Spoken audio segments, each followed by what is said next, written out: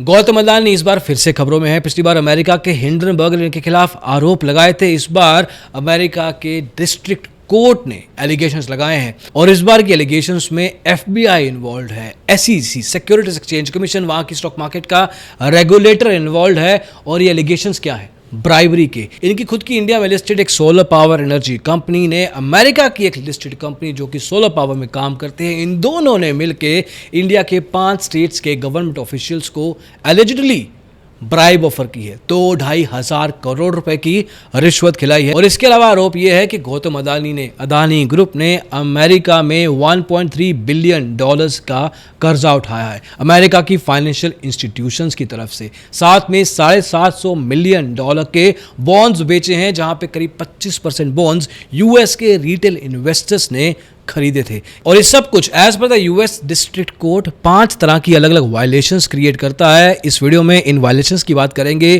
पूरा एग्जैक्ट कहानी क्या है, क्यों अदानी ग्रुप के ऊपर फिर से फिंगर पॉइंटिंग की जा रही है और एग्जैक्टली इसमें एनएससी, बीएसई और सेबी क्यों पिक्चर में आए हैं, ये सब कुछ इस वीडियो में। Let's get started.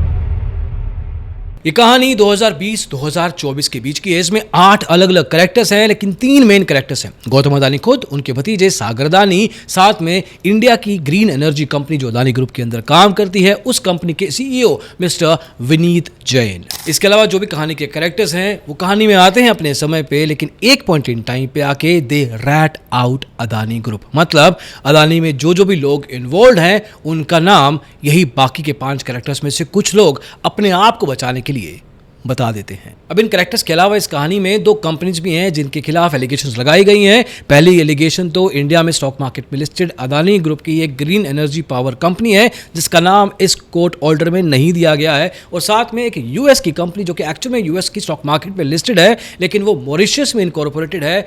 अब यूएस की इस कंपनी जो कि अगेन ग्रीन एनर्जी में काम करती है और अदानी की कंपनी, इन दोनों ने मिलकर एक डील किया। डील ये था कि वो इंडिया में SECI solar energy corporation of India, as per this court order SECI जो कि भारतीय सरकारी कंपनी है, को इन दोनों प्राइवेट कंपनीज ने अप्रोच किया 2019-20 के दौरान। अब इसका रीजन क्या था, क्यों अप्रोच किया गया? ये दोनों कंपनीज अपनी सोलर पावर की कैपेसिटी इंडिया की कुछ स्टेट्स को बेचना चाहते थे। उन्होंने SECI को अप्रोच किया कि SECI आगे चल के अलग अलग स्टेट से बात करे, उनके गवर्नमेंट ऑफिशियल से डिस्कशन करे कि क्या उनको रिक्वायरमेंट है जो कि ये दोनों कंपनीज पूरा कर सकती हैं। जहां पे अदानी की इंडियन एनर्जी कंपनी करीब 8 गीगावाट की सोलर पावर SECI को देने को तैयार थी और वहीं पे यूएस की ईश्वर कंपनी 4 गीगावाट देने को रेडी थी। अब ये जो डील थी ये हजारों करोड़ रुपए की है। As per the math given there करीब 45,000 करोड़ रुपए का ओवरऑल बिजनेस वैल्यू था। अब SECI ने इतना बड़ा ऑर्डर का अप्रूवल इन दोनों को दे तो दिया, लेकिन जब स्टेट से पूछा गया तो स्टेट्स ने इतने हैवी प्राइस पे इन प्रोजेक्ट्स को लेने से मना कर दिया। वहीं पे this is where the things got into a twist. अब कहानी के इस मोड़ पे आते हैं रंजीत गुप्ता। ये कौन है? यूएस ईश्वर कंपनी के सीईओ और एमडी। बाकी के 3 कैरेक्टर गौतम अदानी, विनीत जैन और सागर अदानी के साथ मिलकर रंजीत गुप्ता ये प्लान डिवाइस करते हैं कि अलग अलग स्टेट्स के गवर्नमेंट ऑफिशियल्स के साथ कुछ मीटिंग्स की जाएं as per this district court order, और उनको कोई ना कोई लेवल पे ब्राइब ऑफर की जाए, रिश्वत दी जाए। फॉर एग्जाम्पल इस ऑर्डर का कहना है कि 7 अगस्त 2021 और 12 सितंबर 2021 को गौतम अदानी पर्सनली खुद आंध्र प्रदेश के एक गवर्नमेंट ऑफिशियल को मिलते हैं एंड ऑफर्स अ सॉल्यूशन। ये सॉल्यूशन था आंध्र प्रदेश के उस गवर्नमेंट ऑफिशियल को करीब 1750 करोड़ रुपए की ब्राइब, रिश्वत। इसके अलावा ओडिशा, जम्मू एंड कश्मीर, तमिलनाडु, छत्तीसगढ़ के अलग अलग ऑफिशियल्स को टोटल ब्राइबरी मिला के 2029 करोड़ रुपीस एलोकेट किए गए। और इसके बाद वही हुआ जो होना था। 1 दिसंबर 2021 को आंध्र प्रदेश की सरकार ने एक PSA मतलब पावर सेल एग्रीमेंट SECI के साथ किया, और SECI का इस पूरे के पूरे डील में काम यही था, इन दोनों प्राइवेट कंपनीज के लिए बायर्स क्रिएट करना। बायर वॉज क्रिएटेड और इसकी वापसी में आंध्र प्रदेश को करीब 7 गीगावाट्स का सोलर पावर मिलने वाला था। अगले कुछ महीनों में SECI ने यूएस के उस इश्यूअर कंपनी के लिए भी करीब 650 मेगावाट के सोलर पावर प्रोजेक्ट क्रिएट किए, जो कि ओडिशा, छत्तीसगढ़, तमिलनाडु और जम्मू कश्मीर में इंप्लीमेंट किए जाने थे। मतलब एक तरीके से जो बिजनेस क्रिएट करना था इंडिया के अलग अलग स्टेट्स के साथ SECI के थ्रू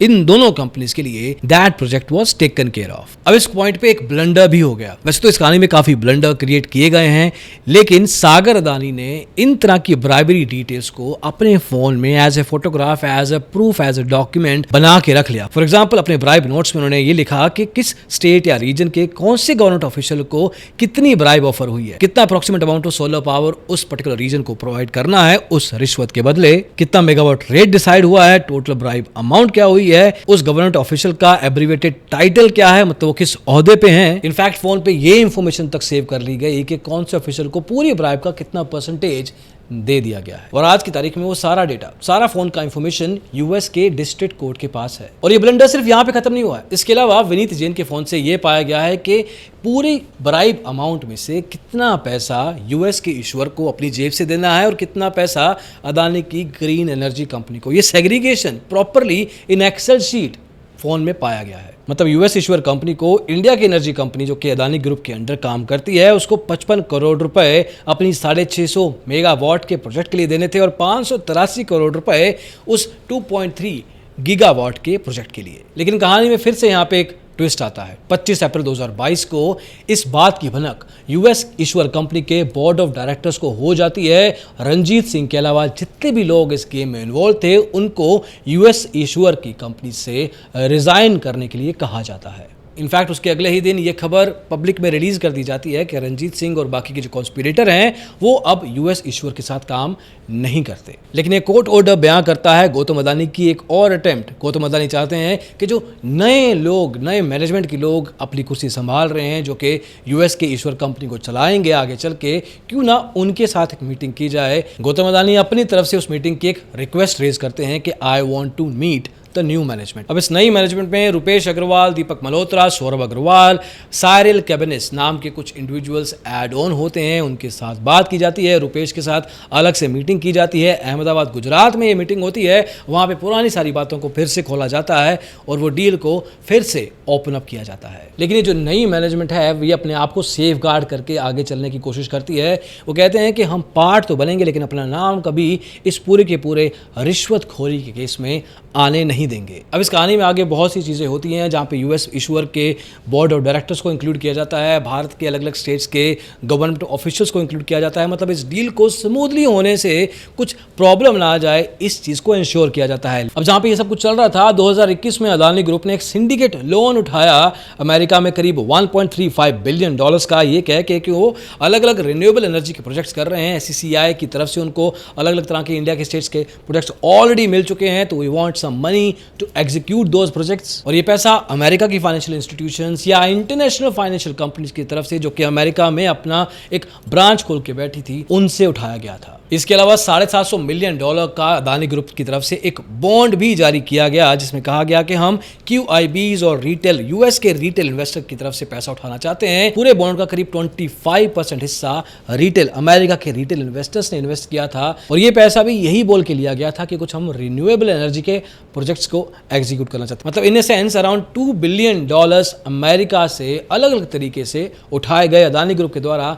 अब जब कोई कंपनी पैसा उठाती है तो जैसे इंडिया में रेगुलेशंस बन रखे हैं, तो ऑब्वियसली अमेरिका में भी रेगुलेशंस हैं। उन रेगुलेशंस में एक पॉइंट ये कहता है कि आप और आपकी कंपनी किसी ब्राइबरी या किसी भी ऐसे तरीके के एक्ट में इन्वॉल्व तो नहीं है जिसमें कि आप किसी से पैसा ले रहे हैं या दे रहे हैं जिसके कारण आपको, आपकी कंपनी को प्रोजेक्ट्स मिले, असाइनमेंट्स मिले, काम मिले। अब उस पॉइंटर के अलावा बाकी सारे पॉइंटर्स को अदानी ग्रुप ने कहा कि we are not involve into anything else. ये सब बोल के ये सारा का सारा पैसा उठाया गया था। लेकिन फिर आता है 17 मार्च 2022 का दिन, जहां पे SEC, securities and exchange commission, Bharat की सेबी समझ लीजिए, जो कि अमेरिका की स्टॉक मार्केट का रेगुलेटर है, SEC नोटिस भेजता है इस यूएस ईश्वर को कि हमें एक जनरल इंक्वायरी करनी है। वी वुड रिक्वेस्ट यू कि आपके सारे कॉन्ट्रैक्ट जो 2018 से आपने बिड किए हैं, जीते हैं, आपके खिलाफ जो भी करप्शन को लेके शिकायतें आई हैं, जो आपने इन्वेस्टिगेशंस किए हैं, वो सारा का सारा डेटा, सारी की सारी इंफॉर्मेशन हमें भेजिए। ये इसको एक